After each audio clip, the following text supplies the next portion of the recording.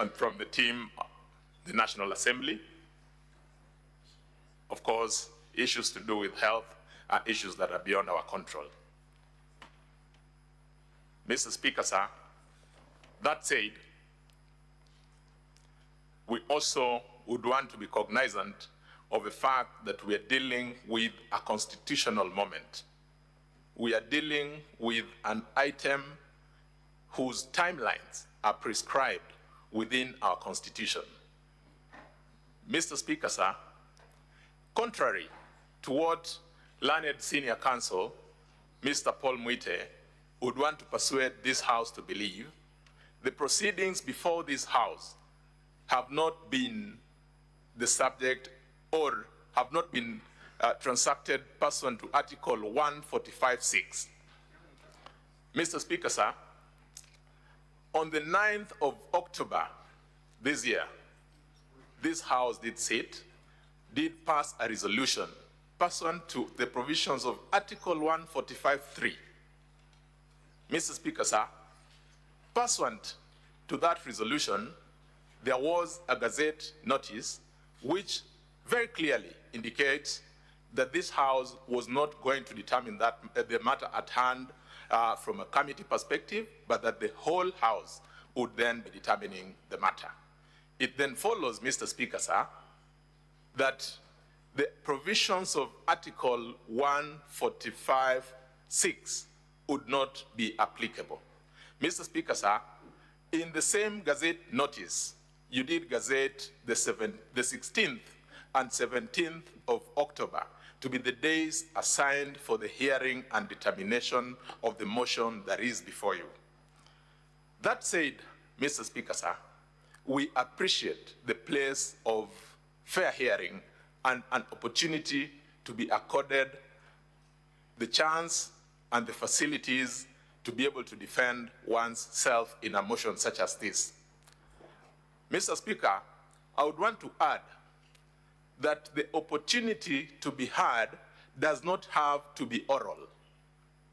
The rules of this House permit that parties appearing could elect to be represented, they could elect to come in person, they could file documents. Mr. Speaker, sir, His Excellency, the Deputy President, has participated robustly in the proceedings, both before the National Assembly, where they filed a very, very detailed replying affidavit and a response. Mr. Speaker, sir, if my memory serves me right, let me just make a quick reference. Before the National Assembly, His Excellency the President did file a response dated the 8th of October 2024. When the proceedings before this House began, His Excellency the President, the Deputy President again filed a very robust response dated the 12th of October 2024. Mr. Speaker, sir, up to this point in time, His Excellency the Deputy President, together with his team, have had a beautiful opportunity to present their case. They have had an opportunity to cross-examine in great detail all the witnesses that we presented before this House.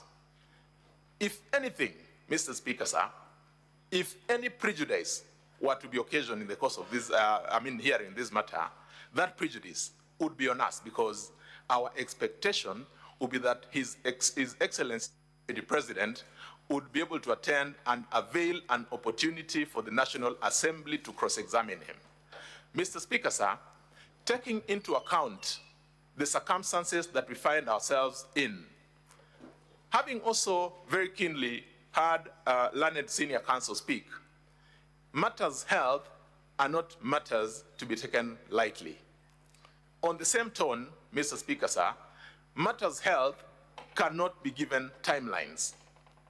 There cannot be certainty that if an adjournment were to be given even for 1 week, then there is clarity and certainty that we'll be able to proceed on that assigned day. Mr. Speaker, sir, we would urge that we borrow practice that has accorded to other similar organs created by the Constitution. I have the courts of law in mind. Mr. Speaker, sir, because I earlier on submitted that Article 50 provides for an opportunity, provides for the right to fair hearing, and that fair hearing does not necessarily have to be oral, we have had practice in our Supreme Court. We are dealing with some of the most important decisions of our lifetimes, including decisions arising from presidential elections, have in all the elections that we have had parties file submissions and their documents, and that their advocates have had an opportunity to appear before the courts to highlight those documents and pleadings that have been filed. In this occasion, because His Excellency, the Deputy President, has had an opportunity to present all the material that he ought to or he wanted to present, and also had the opportunity to cross-examine all the witnesses that he wanted to cross-examine, all that is left on their side is highlighting. On our part, Mr. Speaker, sir, the part of the National Assembly, so that then we are able to give progress to this matter, we are willing to take the painful decision to forego the cross-examination of His Excellency, the Deputy President, and only proceed with highlighting submissions in relation to the documents that we have filed before this House. It is our humble view that no prejudice would have been occasioned to His Excellency, the Deputy President. Mr. Speaker, sir, we urge that if I had my learned senior colleague, Mr. Paul Mwite, Senior Counsel, well, he seemed to have been imploring this House to consider adjourning. Mr. Speaker, sir, let me end by drawing the attention of this court to Rule 12 of the proceedings, the rules governing the proceedings currently underway.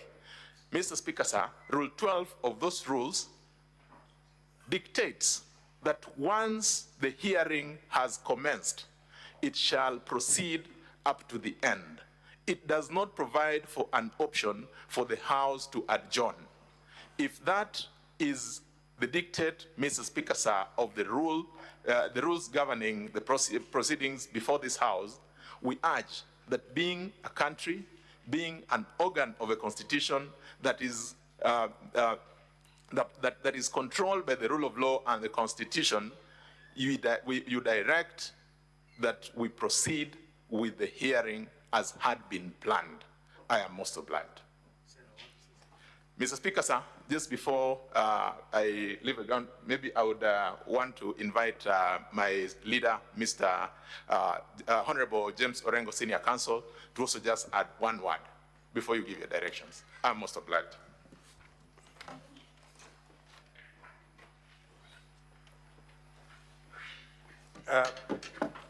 Mr. Speaker, just briefly, in this